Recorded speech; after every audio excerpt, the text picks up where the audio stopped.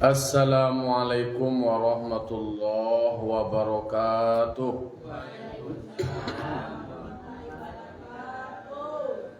Alhamdulillah, wassalatu wassalamu ala rasulillah wa ala alihi wa sahbihi wa mawala.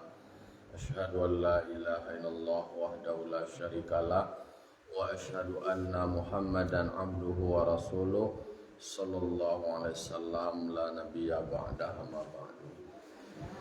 Qala rabbi shrah li sadri wa yassir li amri wa hlul 'uqdatam min lisani yafqahu qawli. Bapak-bapak, ibu kaum muslimin dan muslimat jamaah subuh yang dimuliakan Allah, bersyukur kita ucapkan kehadiran Allah Subhanahu wa taala yang berikan kita nikmat dan karunia-Nya. Kita Masya Allah berikan kesehatan. Salawat dan salam kita kirimkan kepada arwah junjungan kita, yakni Nabi besar Mustafa Muhammad sallallahu alaihi wasallam, tauladan kita, panutan kita dalam menjalani hidup dan kehidupan. Baik bapak-bapak, ibu jamaah yang dimuliakan Allah, memanfaatkan waktu yang tersisa kita masuk pembahasan awal surah Al-Maidah ayat 42 lena. 42 lena.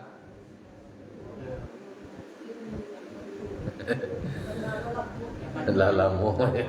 Ikonya le do tando ya, tando. Lah sebulan. A'udzu billahi minasyaitonir rajim. Bismillahirrahmanirrahim.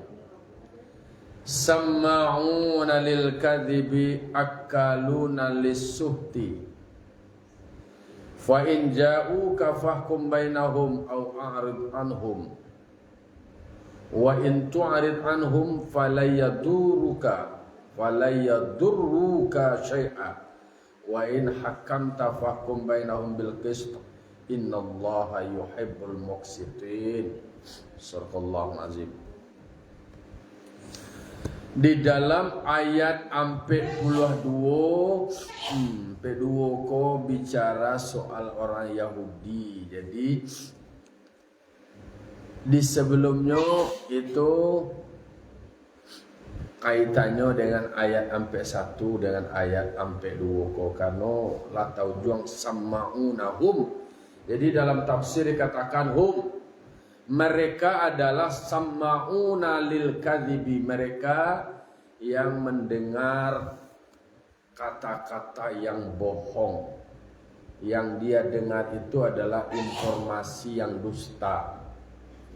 Jadi yang sebelumnya orang Yahudi inyo melaporkan Nabi Muhammad meminta suatu pandangan hukum terkait dengan perempuan muhsin. Nah, kan itu pertanyaan Indonesia.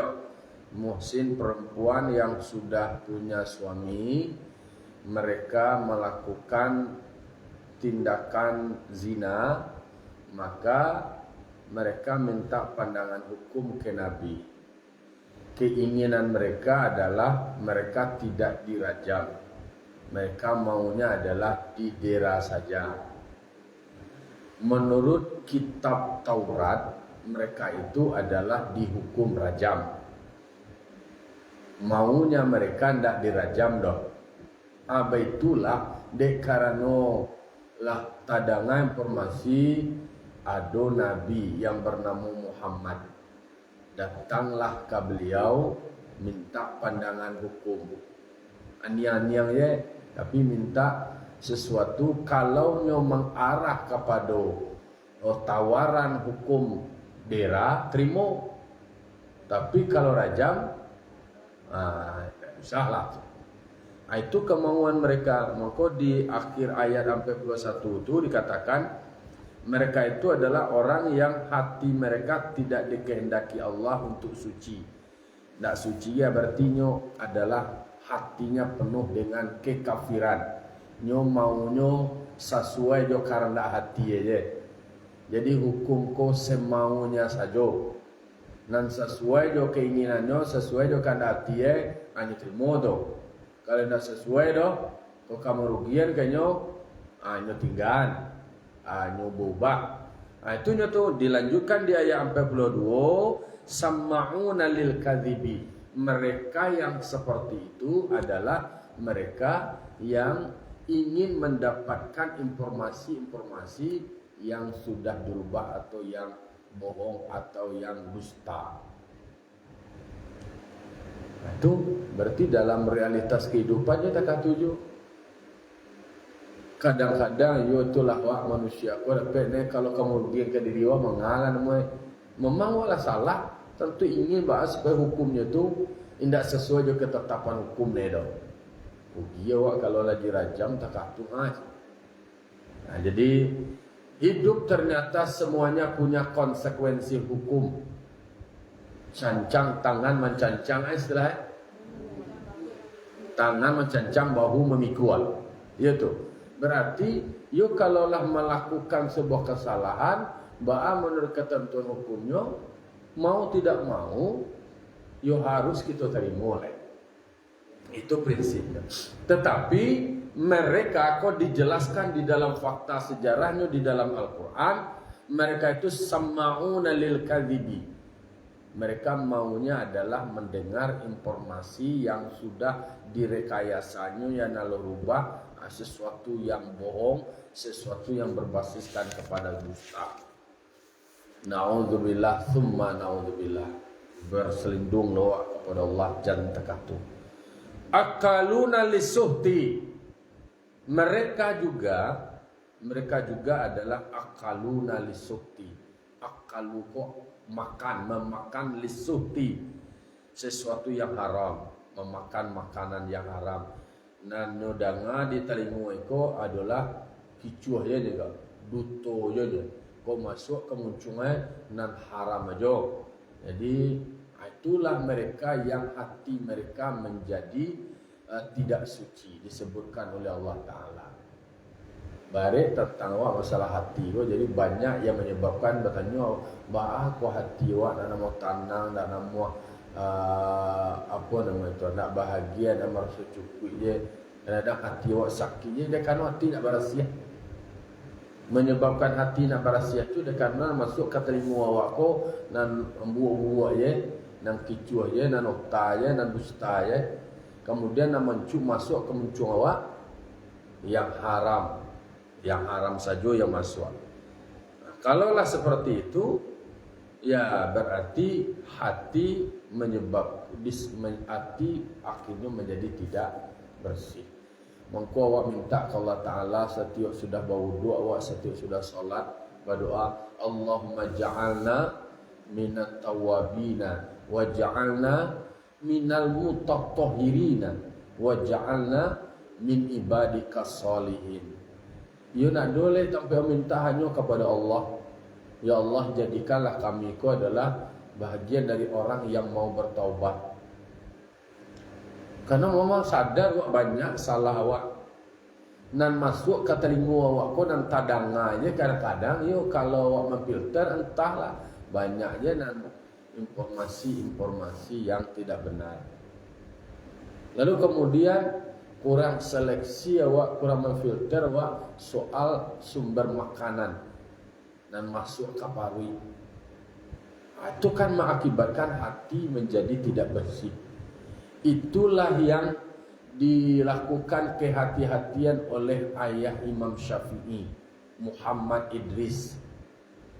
Jadi kehati-hatian beliau Bapak Idris itu soal sumber makanan. Dari mana dapetnya, baca rumah dapetnya, bahas statusnya. Jadi itu karena nak masuk ke dalam paru itu sendiri, mungkin je paru kenyang deh, tapi berdampak kepada pikiran, kepada hati, terjadilah pembentukan karakter. Terbentuk apa namanya? Jiwa awak, diri awak, sikap awak menjadi tidak baik.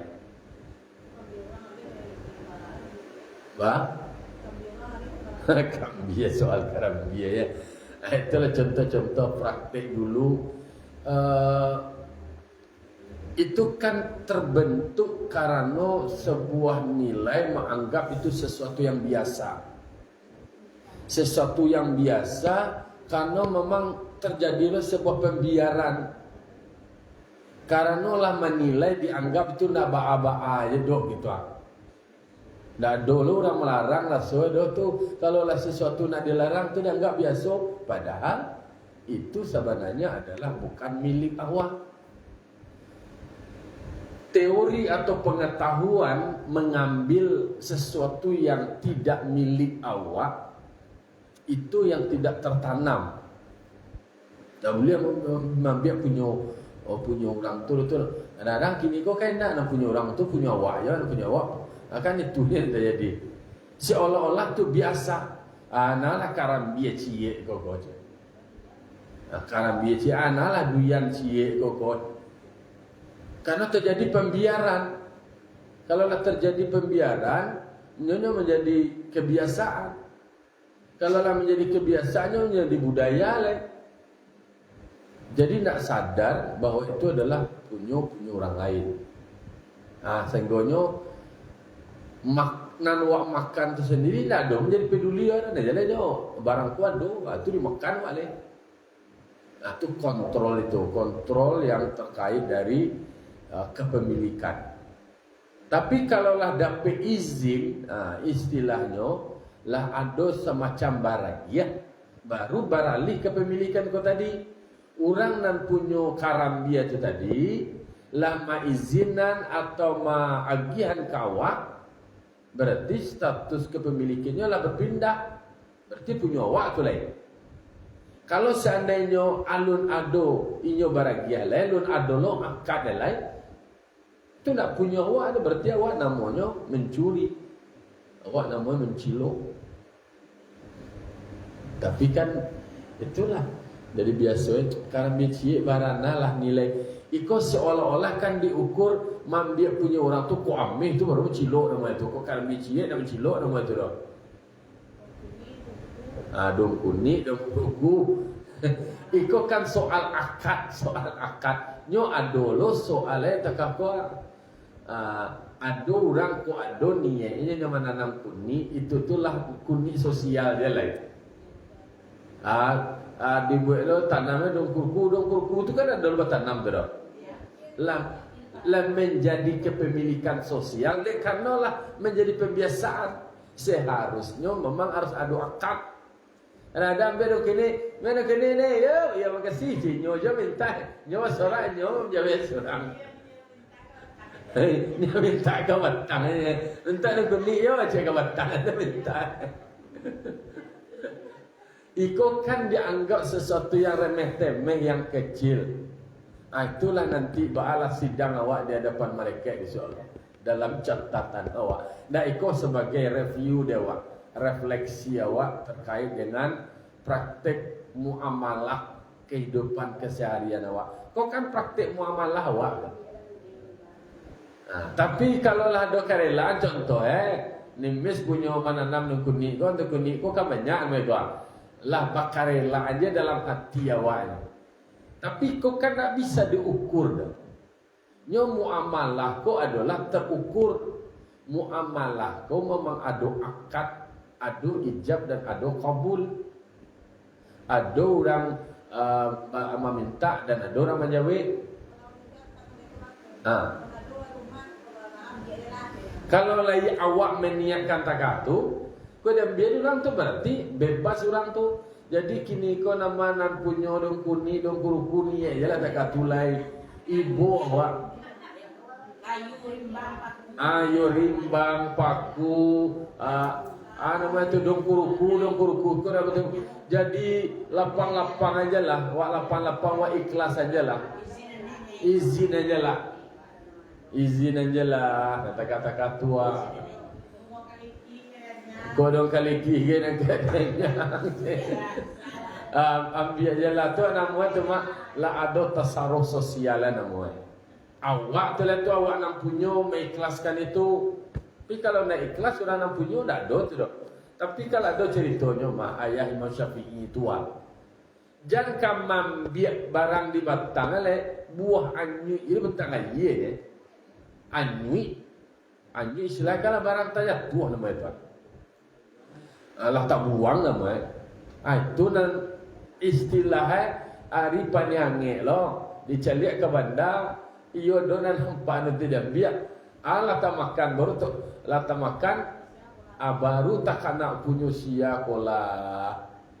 Padahal sebelumnya ketatnya tentang akhirnya itu kan sebuah praktek prinsip kok. Mungkin ditakdirkan Allah tak makan deh kilaf baru kemudian sadar berjuangnya untuk mendapatkan status halal buah-buahan itu tadi itunya Tuhan mau sahonya berjuang sampainya wisulah lo bakarajo di kabun tuh tanpa gaji lo.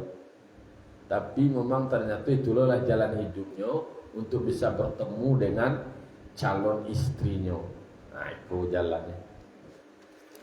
Sementara orang Yahudi yang disebutkan di ayat 41 itu, ulaikal ladzina lam yuridillahu ayyutahhira qulubahum, mereka itu adalah orang yang tidak dikehendaki Allah, bahwa Allah tidak akan mensucikan hati mereka daripada kekafiran. Nah, mereka itu adalah sama'una lil kadzibi akaluna lis-suhti, mendengar bagi yang dusta kemudian memakan bagi yang haram.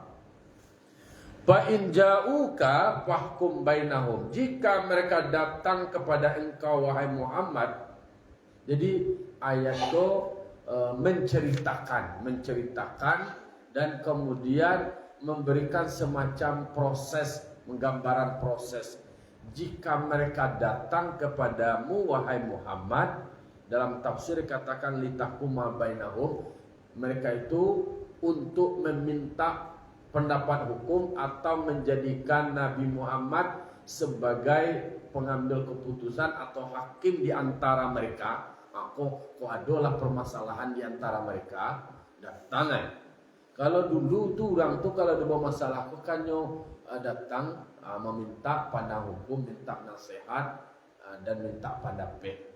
Kalau kini kan ada lanyau-lanyau. Jadi walaupun orang Yahudinya tetap ada melakukan upaya-upaya itu.